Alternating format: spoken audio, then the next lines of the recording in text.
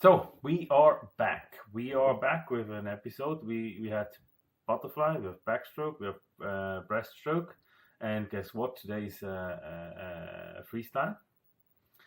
And I'm again with Abbie, an amazing coach in the US, the coach, the future Bob Bowman out there. Big shoes to fill, or Richard Quick. That's another one, another legend, I think. And both people revolutionized their stroke, especially freestyle, and butterfly for Bob Bowman, I think, and Richard Quick, especially also with the turns and what he did in Stanford. And so we want to jump into that one stroke, which is everyone knows about, everyone is interested about, but there is a lot of things you can do wrong. There's also a lot of things you can do right, and there is a lot of variation in it. So freestyle, how to start? I mean, tell me. Okay, so I mean, with the younger kids, you basically start with trying to get the cadence and the flow down for free. So like they need to understand the arms, the cycle, the circle that the arms go through, and that there is some legs in the back. But how do they talk, and where do they talk to each other, and how do you get the breath in is all part of that first equation. But normally you see a lot of people start with like a catch-up freestyle stroke. So they just start with little legs, and then they're doing big arms, and then the big arms eventually don't catch up as much as they progress. Well, yeah, that is usually, this is also how I teach people freestyle when I start with catch up. Funny enough, I don't see that a lot of people do it because they think it's a propeller style, which is not. It's other than, again, what we said last time with backstroke. Backstroke is more the propeller, let's put it that way, because you have this movement. You also have kind of a delay on it, like that's it. But you don't, in freestyle, really, it's not. It's not a propeller, it is not. What would you say? Kicks or arms? What is more important? I think arms. Good one, good one. Yeah, no. Why? Well, we've done a test before with another team that I used to coach with, and basically what we looked at was where does the majority of the propulsion come from in this stroke, and we found that like up to 60% comes more from the arms, and like 40% comes from the legs on an average. So, it's close to 50-50, but it's still like a little bit more weighted towards the hands. See, guys, that is the difference between two coaching styles.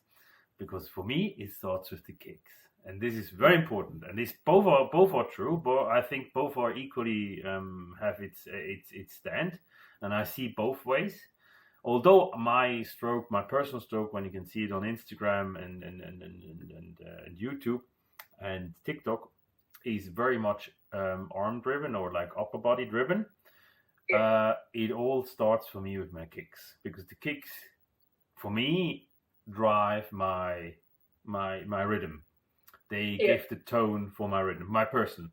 And I started with the kicks. So for me, it started all with the kicks. So our coach would send us into the, and I always take over the what my coach taught me back in the days, and I take over and bring it there. And so for me, actually, I would emphasize it more on the kicks, that this is really the element which gears it. Because for me, I mean, I give it over to you afterwards, but for me, it starts. The kicks will give the balance. Once you've mastered that, you're balanced flat in the water. You can then have enough rest, or like you have enough time, or it takes a lot of pressure off from your arms, and you can add the arms to it. I don't know. So this is how I see it. But that's very interesting. Both are, I believe both are equally true or work. But yeah. Yeah, I totally understand your point of view, because I do the legs playing a role, but in freestyle, you can kind of pick the role as you're getting older, right? Like, this is not for a beginner swimmer who is just learning the stroke. Like, you can do a 2, 4, 6 feet kick, which you're saying, like, when you swim, you do more shoulder stuff and like less legs.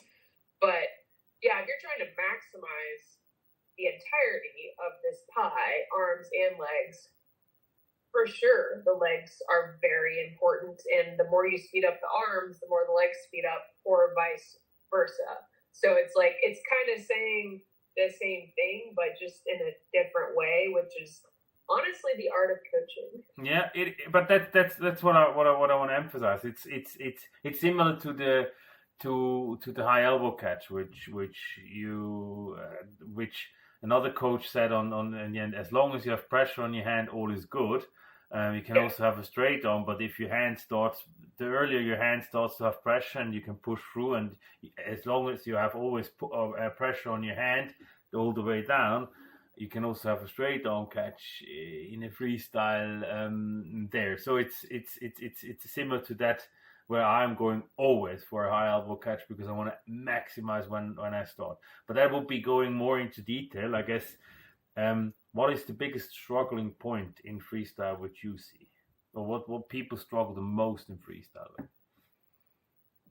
I do think, I mean, I don't think that the legs themselves are super typical, like as far as the concerns. Like, you've got hip movement, knee movement, and some pointing toes, and for the most part, it's pretty similar leg to leg. But I do think the pull, even though like in the technique world, I kind of dislike how all the conversations always go into like a high elbow catch, but it really is just getting the hand in a position where there is pressure, and there's not this, because you don't want to like drop the elbow down. But yeah, I think that's pretty hard. And then making sure that you're getting a hand in a propulsive phase, like, so, because you have opposites happening. So there's one arm that's pushing and then another one that's recovering, that you're not catch-upping, that like you're, essentially doing nothing at some point with one of the arms. Like, you always want an arm to be doing something for you. So how do you right position and then consistently time it so it's one or the other that's doing it? Well, I like your original energy, which you said also about the now I think I lost the train of thought, but I also like it. It depends on where you start. Oh, now I have it again. Young or starting out versus seasoned, getting better, or even when you're further ahead in your career, where you put the focus point on. I like that quite a lot. Now to freestyle. I mean, yes, the stroke.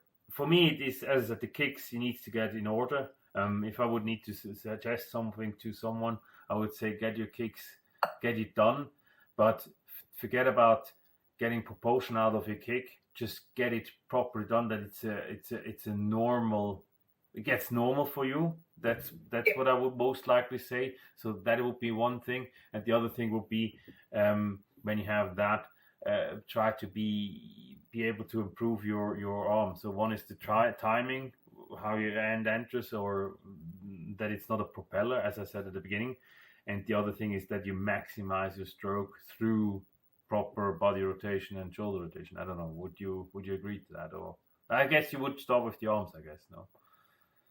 Well, that's what I'm saying. I think it might differ depending on like the age, right? Because I totally think that what you're saying is valid in regards to like the legs helping the float. So like if someone is struggling with alignment or sitting on the surface of the water, well, you want to use the legs to like lift them up. But if you're dealing with like an elite swimmer that doesn't necessarily have that issue, then yeah, you can drive into the technique more and be like, hey, like one hand is here and one hand is here. So is any hand doing something for you? And then they can think about like, oh no, like I need to get my hand like down towards my hip to be pushing water. So like how do we do that? What drills do we need to do, to like fix that? What is your favorite drill you give people to so guess what? So we take a swimmer who is just starting out and has some sort of knowledge about freestyle. What is the drill you would suggest? My freestyle drill that I find myself saying over and over and over again is 6 kicks and then a single stroke. And then like once they get that, because I like how it connects like the rotation with a pull and a recovery. So you get like 3 things you're connecting with. So you get the pause and then the flip. I would do 6 kicks and then 3 continuous swimming strokes. And then eventually you can do like a pause. Instead of having it be like you're on your side kicking, you can pause with the recovering hand, like looking forward. Sometimes people call that like Harry Potter drill or hesitation drill. And you can repeat that process and then end up in like a regular full stroke. Okay. That's a good one. Mine is the 2 left, 2 right. So I would do hand in front and 2 left and 2 right. But I guess yours would also give more emphasis on the shoulder rotation as well than mine, because you always, when you have one in front and the other one does it, you tend to not lean. If you're on the side or you do the drill, you say you already have this rotation which you need. With mine, you need to create it anyway. You need to add it. So I would, I like that. Actually. I like that. And on dry land, how would you do it? I know, but how I would give them how to train it. I know already the other one. How would you? What would be the thing they need to do? For freestyle on dry land, I mean, I feel like you're gonna. Sorry, what would you? Are you gonna say flutter kicks? No. I would say, get a rubber band. Yeah. Attach it to a pole in front of you. Lie on a bench or just lean, like bend over, that you're in this position, and keep your upper body and your head horizontal, and then start to imitate the movement, alternating left and right, and imitate the movement you need to do in the one where you start in front and catch, so you really have that, and all the way back. So that would be that drill, which I would say, guys, come on, dead on. I do it, yeah. No, Boston trainers, I don't know if you work with